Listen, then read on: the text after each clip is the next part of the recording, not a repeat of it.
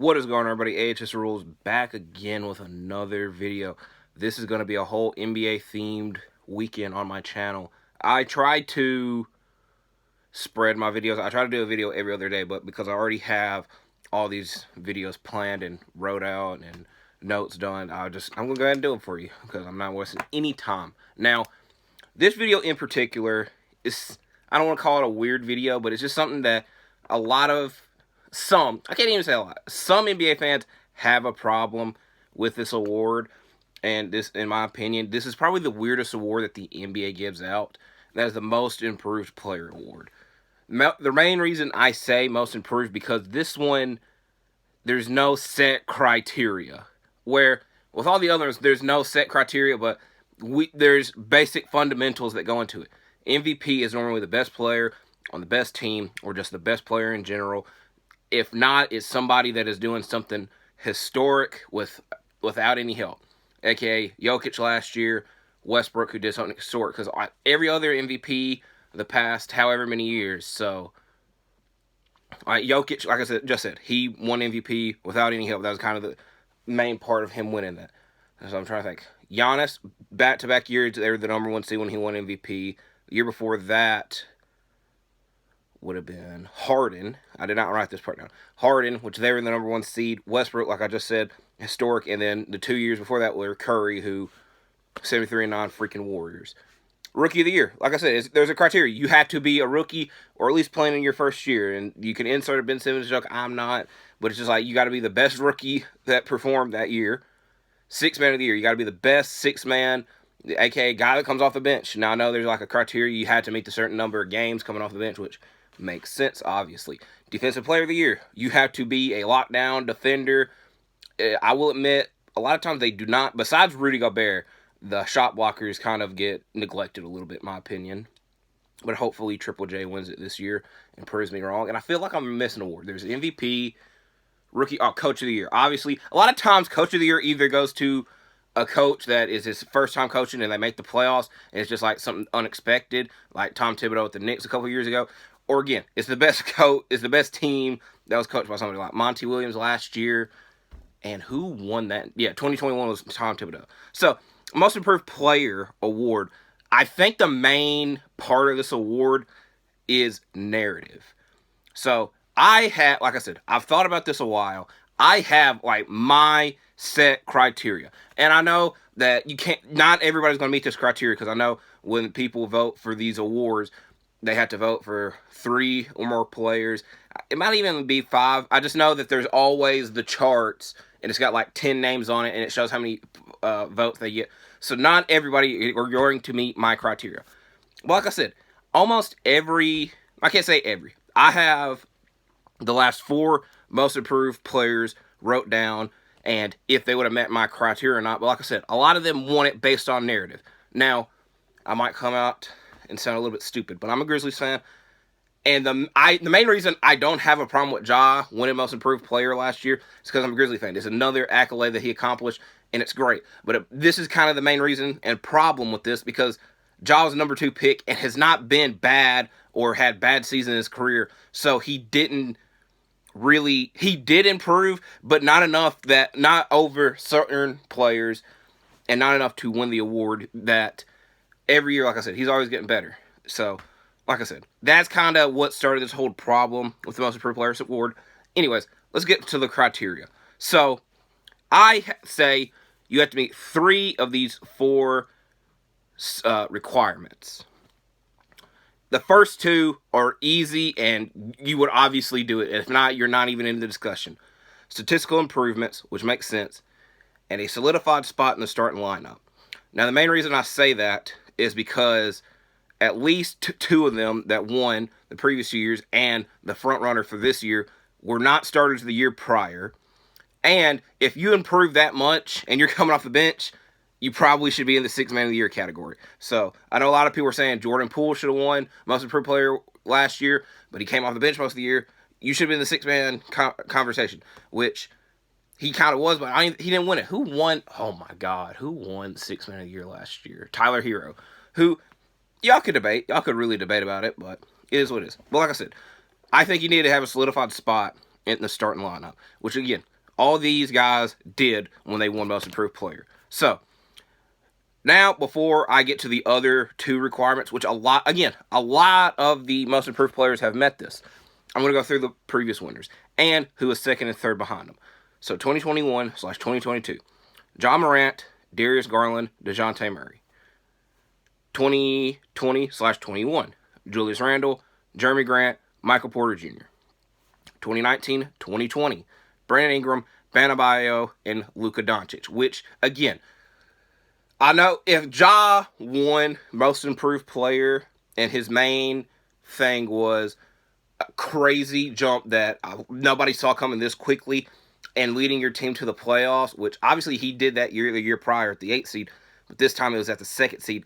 Luka definitely had an argument for winning it, but Luka came out and said that he didn't even want to win the award. He didn't want to be nominated. And I remember him specifically nominating a guy himself. He said, give my nomination to Devontae Graham, which obviously they didn't, and it is what it is. And then the year prior, Pascal Siakam, D'Angelo Russell, De'Aaron Fox. So, get to the other two requirements.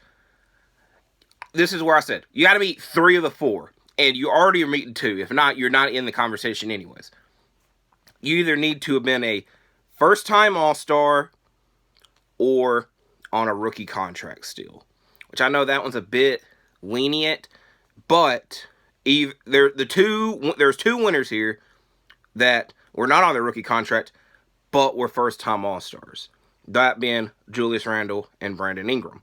And then, like I said, all the nominees last year either were a first-time All-Star or on their rookie contract. With John, Darius Garland, they were both. DeJounte Murray was a first-time All-Star. Now, it does get a bit fuzzy because the year prior, Jeremy Grant was not on his rookie contract anymore and sadly was not a first-time All-Star. He definitely had an argument, definitely improved a lot, but that's the only guy on this that would not make my criteria or nominations. And to be fair, a lot of these teams are very good. The Pistons were not very good. So, like I said, 2019 and 20, Ingram was still on his rookie contract his last year, but he also was a first-time All-Star. Bam Adebayo, he was on his second to last year on his rookie contract and was a first-time All-Star. Luka Doncic, first-time All-Star, still on his rookie contract because it was his second year in the freaking league. Then Siakam, first-time All-Star that year. Wait, no. He was still on his rookie contract. It would have been his second to last year on his rookie contract, and then he was the first-time All-Star the next year. So, like I said, it is what it is. D'Angelo Russell, last year was his rookie contract and was a first-time All-Star. De'Aaron Fox, second year in the league, and still on his rookie contract, obviously, but didn't make his first All-Star game until this year, so it is what it is. So, looking at this year's field, I went on, I forgot what website I went on, but I went and wrote down the top 5 people that are in like the category for Most Improved Player this year, and 2 of those guys would not make my ballot or just get my nomination. One of them is going to be very controversial, but if you saw the criteria, you probably already know who it is already. Right now, who is the leader in Most Improved Player award is Lauri Markkanen. Now, he has statistical improvements, obviously. He has a solidified spot in the starting lineup, where last year with Cleveland, and even the year prior, he was coming off the bench. He was just coming off the bench, and it was just a very weird fit for all those years. And then a lot of people, I think this is what helps the Jazz win the Donovan Mitchell trade, is that they are still relevant and got a star in Lauri Markkanen, who nobody expect. I didn't expect him to be an all-star. I did expect him to be very good, because there shouldn't have been anybody in his way to take, what's the best way to put it? There shouldn't have been anybody in his, he is like the main guy on the team. The only other guy I guess you could really have debated with, even at the beginning of the year, was Jordan Clarkson, who was, I don't want to say the longest tenure because him and Mike Conley got there the same year, but Jordan Clarkson always won 6-man and probably had the most value of anybody on the team, even though he didn't get traded. But you get the point. Lauri Markkanen, he should have had this big of a jump, and he did. And just yesterday, he had a freaking 40-point game, and he's been doing this stuff all year. There was definitely a bit of a slow point, but almost every player has a bit of a slow point. It is what it is. The guy that is second, and I expected a big jump from, also, Shai Gilgeous-Alexander, who is not on his rookie contract anymore, but was a first-time All-Star. So he still could be nominated. Now, I don't want to be biased because I like Shea a lot more than Lauri Markkanen. That kind of sounds a little bit harsh, but the Thunder, again, they're in a position that nobody really expected them. Just like the Jazz, even though they could make the play-in or the playoffs is a bit harsh. Like any of these teams can make the play-in between these two. So it is what it is. Now we get to the guy that is third right now, and like I said, I wouldn't nominate because he does not meet two of the requirements. That's Jalen Brunson. Now, I guess the main problem with that is that he should have been an All-Star. A lot of people thought he should have been an All-Star. But the Knicks already had another All-Star. And, like I said, Most Improved Player award, a lot of times there is narrative involved. The main reason I think Lauri Markkanen is going to win this year is narrative. He was I don't want to say a throwaway in the Donovan Mitchell trade, but I think Colin Sexton was like the headline player and all the picks. And so, like, Lauri Markkanen definitely got lost in the shuffle. And to be the best player on that team and have them be better than anybody expected, that is a narrative. Just like, again, I know that the New York media, I'm not going to say they run everything, but like, if the New York is involved and it's related to NBA, it's going to be a big deal. So when Julius Randle I don't want to say led, but he led the Knicks to the playoffs, it was a big deal.